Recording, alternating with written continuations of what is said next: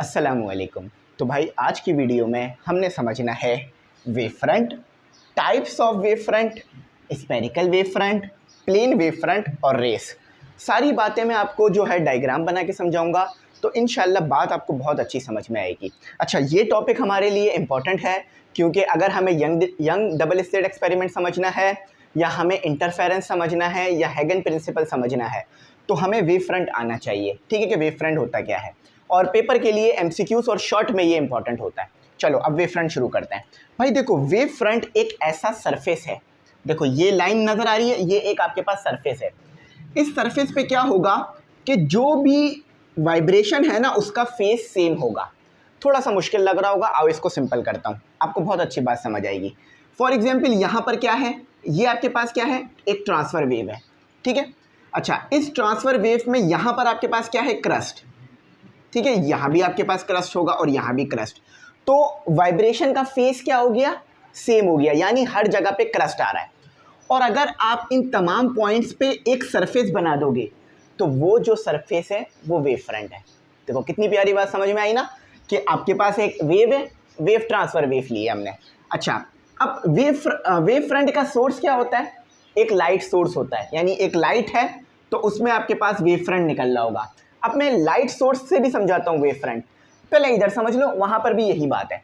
ठीक है, तो आपके पास क्या है, वेव फ्रंट क्या है, एक ऐसा सरफेस है जहाँ पर फेज जो है वाइब्रेशन का या वेव का सेम होगा। फॉर एग्जाम्पल ये ट्रांसफ़र वेव थी, ट्रांसफ़र वेव में आपके पास यहाँ पर क्या था, क्रस्ट, यानी एक फेस हो गया आपके पास। दूसरा फेस यहाँ पर आया, ये भी क्रस्ट, सेम फेस, वाइब्रेशन का सेम फेस। अच्छा, यहाँ पर भी आपके पास क्रस्ट है, यानी जो वेव है यानी जो वाइब्रेशन है उसमें तमाम फेस सेम है। और अगर उस फेस पर आप एक लाइन ड्रॉ करोगे तो ये लाइन आपके पास होगी वेव फ्रंट। अब कोई भी आपसे पूछ ले व्हाट इज़ वेव फ्रंट, मुझे उम्मीद है कि आप लोग कंफ्यूज नहीं होगे और परेशान नहीं होगे। अब आओ इसको लाइट से समझते हैं, और इसको मैं आपको प्रैक्टिकल लाइफ में भी बताऊंगा ये कहाँ पर होता है। अब देखो यहाँ पर असल इंपॉर्टेंट है क्योंकि हम लाइट पे स्टडी कर रहे हैं, फिजिकल ऑप्टिक्स है ना, तो इसलिए लाइट के लिए इंपॉर्टेंट है। फॉर एग्जाम्पल समझ लो ये एक लाइट का सोर्स है, कोई भी बल्ब ले लो, सूरज ले लो, ये हमारे पास एक लाइट का सोर्स है। अब इधर से वेव फ्रंट कैसे निकल रहा है ज़रा ये देखो, यहाँ पर आपको सारी बात क्लियर होगी। देखो आपको पता है अगर लाइट है तो कौन सी वेव होगी, transfer electromagnetic wave, transverse electromagnetic wave. ये लाइट आपके पास एक ट्रांसवर्स इलेक्ट्रोमैग्नेटिक वेव है, इसका स्पेक्ट्रम भी हम पढ़ चुके हैं। तो ट्रांसवर्स इलेक्ट्रोमैग्नेटिक वेव है, इसका मतलब ये है कि ये आपके पास इस तरह से होगी, है ना, सामने की तरफ जा रही होगी लेकिन पार्टिकल परपेंडिकुलर मोशन कर रहे होंगे, यानी डायरेक्शन सामने है लेकिन पार्टिकल परपेंडिकुलर है। अच्छा याद रखना, जब भी आप कोई बल्ब ऑन करते हो, यानी जब भी आपके पास कोई लाइट सोर्स होता है तो लाइट हर डायरेक्शन में इक्वली जाती है। ऐसा नहीं होता कि आपने एक बल्ब चालू किया, ऊपर कम लाइट गई, नीचे ज़्यादा लाइट गई, कभी भी ऐसा आपको देखने के लिए नहीं मिलेगा। लाइट हर डायरेक्शन में फैलेगी, यानी लाइट तीनों डायरेक्शन में, एक्स एक्सिस में भी, वाई एक्सिस में भी और जेड एक्सिस में, हर तरफ सेम तरह से फैलेगी। फॉर एग्जांपल समझो ये मेरे पास एक लाइट होती, अगर मैं इसे ऑन करता तो यहाँ भी सेम डायरेक्शन में सेम स्पीड से जाती, ऊपर भी सेम स्पीड से जाती, नीचे भी सेम स्पीड से और इस तरफ भी सेम स्पीड में, हर डायरेक्शन में सेम स्पीड से जाना था इसने। तो अब बोर्ड हमारे पास 2D है तो मैं सिर्फ एक्स एक्सिस और वाई एक्सिस बना पाऊँगा, तो इसकी स्पीड कितनी होगी, ट्रांसवर्स इलेक्ट्रोमैग्नेटिक वेव है यानी स्पीड ऑफ लाइट c होगी। तो यहाँ भी इसी तरह से होगा, यहाँ भी इसी तरह से होगा, यहाँ भी आपके पास इसी तरह से होगा कि ये जो है वो आपके पास इस तरह से आगे जाएगी। ठीक है, अब इसको हम मिटा देते हैं ताकि इसे कंप्लीट बना लें। ठीक है, यहाँ पर ये इसी तरह से आगे जाएगी। अच्छा, अब इस डायरेक्शन में भी यही होगा, इस डायरेक्शन में भी यही होगा। ठीक है, इस डायरेक्शन में भी यही होगा आपके पास। अच्छा, अब इस डायरेक्शन में भी यही हो, इस डायरेक्शन में भी ऐसा ही होगा। ठीक है, ये असल चीज़ है जो मैं समझा रहा हूँ।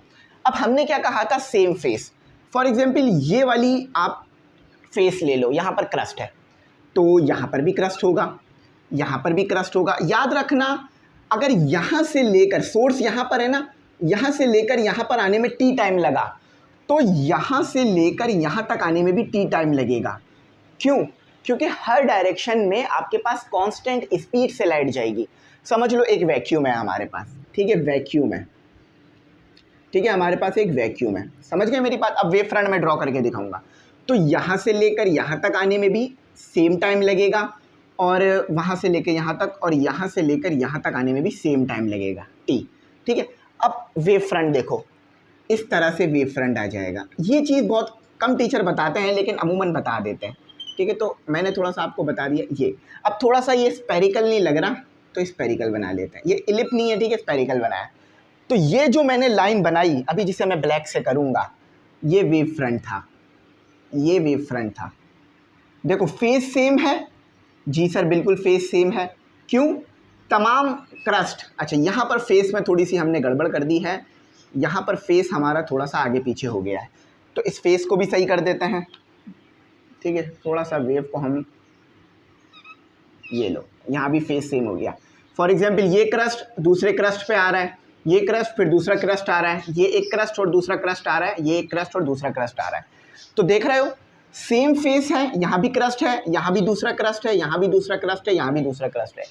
तो उसके ऊपर जो आपने एक सरफेस बनाया, यानी तमाम सेम फेसेस पर आपने जो सरफेस बनाया, वो वेव फ्रंट था।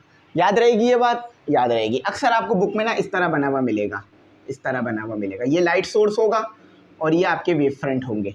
ठीक है, एक चीज़ याद रखना कि पहला वाला जो वेव फ्रंट है ना, दूसरे वाले वेव फ्रंट के लिए सोर्स का काम करता है। यानी दूसरा वाला वेव फ्रंट क्यों बना? क्योंकि पहला वाला वेव फ्रंट था, इसीलिए बना। अगर नहीं होता तो नहीं बनता। समझ गए मेरी बात? ये बात अभी मैं थोड़ा इसको डिटेल में बताता हूँ। तो वेव फ्रंट की डेफिनेशन देख लो, वर्डिंग बुक वाली। A wave front is a set, set कह लो, ठीक है, या और सरफेस, सेट को आप सरफेस भी लिख सकते हो, ऑफ ऑल पॉइंट्स, जहाँ पर पॉइंट्स होंगे ऑफ इक्वल फेस, एक ही फेस में होंगे। फॉर एग्जाम्पल सारे क्रस्ट यहाँ वाले, सारे क्रस्ट यहाँ वाले। अच्छा, एक वेव फ्रंट से लेकर दूसरे वेव फ्रंट का डिस्टेंस वेव लेंथ होती है, लैम्डा होती है, याद रखना, लेकिन क्रस्ट पे होने चाहिए सारे पॉइंट। अच्छा, अब अगर मैं पूछूं इस वाले वेव फ्रंट के बाद अगला वेव फ्रंट कहाँ बनेगा, ज़रा मुझे बताओ। बिल्कुल सही, ट्रफ पे बनेगा। ठीक है, अब देखो सारे फेस सेम हैं, ये एक स्ट्रेट लाइन ड्रॉ करी, वेव फ्रंट है ये हमारा। चलो क्लियर हो गई बात। अच्छा, अब वेव फ्रंट की टाइप देख लेते हैं। भाई देखो, वेव फ्रंट तो वैसे बहुत सारे टाइप के होते हैं, स्पेरिकल, सिलेंड्रिकल, प्लेन, लेकिन आपकी बुक में 2 पढ़ाए गए हैं, तो मैं 2 पे बात करूंगा। तो मैं यहाँ पे 2 टाइप लिखूंगा। ठीक है, कोई बाद में बोले कि सर और टाइप्स भी होती हैं, तो बिल्कुल और टाइप्स होती हैं, लेकिन वो हमारे कोर्स में है नहीं, इसलिए मैं उस पर जा नहीं रहा हूँ। तो जो हमारे कोर्स में, मैं उसी पे जाऊँगा। There are 2 types of wave front. ठीक है, 2 टाइप्स है हमारे पास वेव फ्रंट्स की। ठीक है, पहली कौन सी है हमारे पास? स्पेरिकल, स्पेरिकल, जिसे हम सर्कुलर भी कह रहे होते हैं, सर्कुलर। ठीक है, सर्कुलर वेव फ्रंट। ठीक है, ये तो पहली टाइप हो गई। अभी यहाँ जो मैंने बनाई है ये सर्कुलर है, ये स्पेरिकल है। ठीक है, स्पेरिकल है, स्पेरिकल वेव फ्रंट। अब प्लेन कैसे आता है ये बताता हूँ। ठीक है, तो यहाँ पर जो दूसरी टाइप है हमारे पास वो है plane, PLAN, plane wave front. अब प्लेन वेव फ्रंट कैसे आता है, ज़रा ये सुनो मेरी बात। देखो भाई, यहाँ पर सर्कुलर बना लो। सर्कुलर अगर वेव फ्रंट बनाना हो तो ऐसे बताना कि ये लाइट का सोर्स हो गया, इसको ऐसे कर देना। ठीक है, यूँ पता चल जाएगा लाइट का सोर्स है।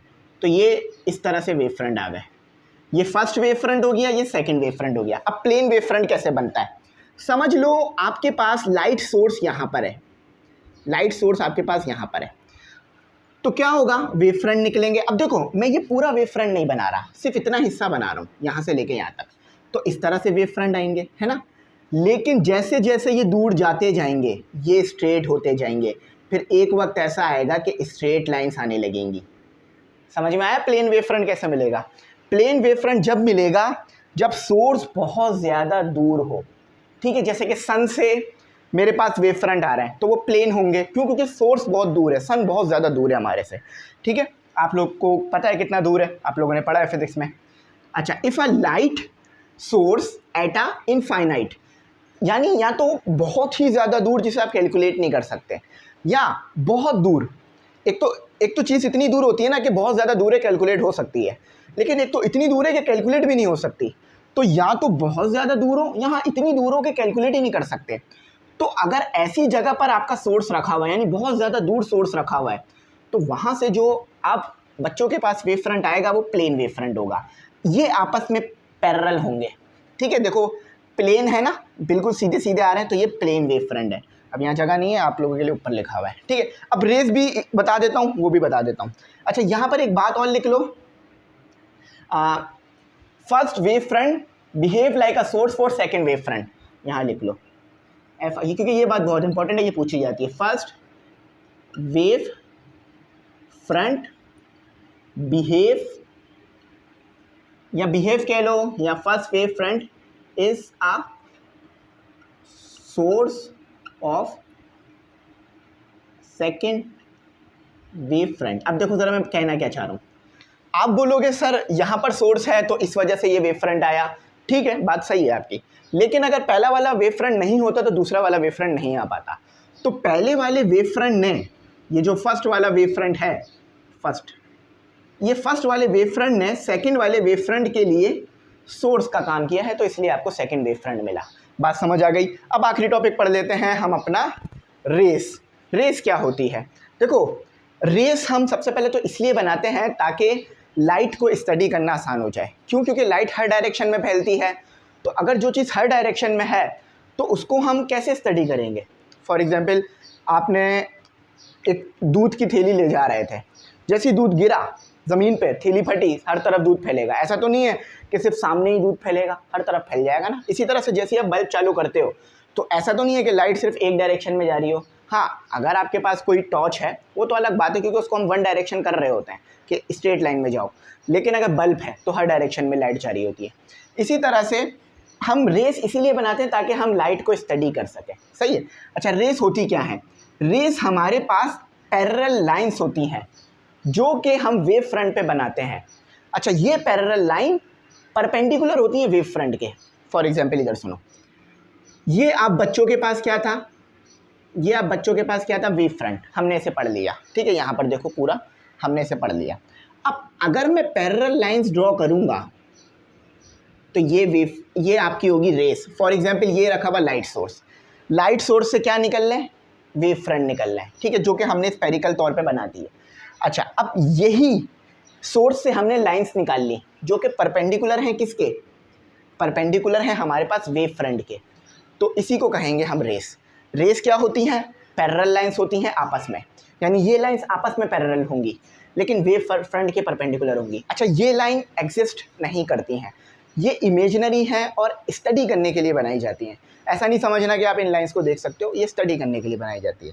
अब फॉर एग्जांपल समझ लो ये आपके पास एक सोर्स है, बहुत दूर रखा हुआ है, यहाँ पर आपके पास क्या बनेंगे? वेव फ्रंट बनेंगे, ठीक है।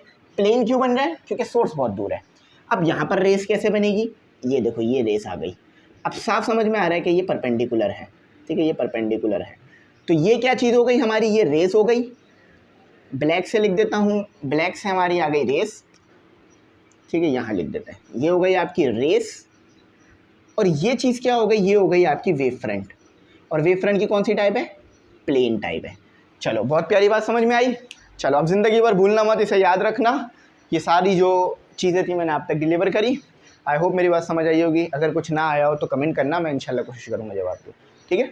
अब अगला टॉपिक जो है वो इंशाल्लाह हैगन प्रिंसिपल, फिर इंटरफेरेंस, बहुत सारी चीज़ें हैं, ठीक है। न्यूमेरिकल्स भी करेंगे। Thanks for watching. अल्लाह हाफ़िज़। अपनी कीमती दुआ में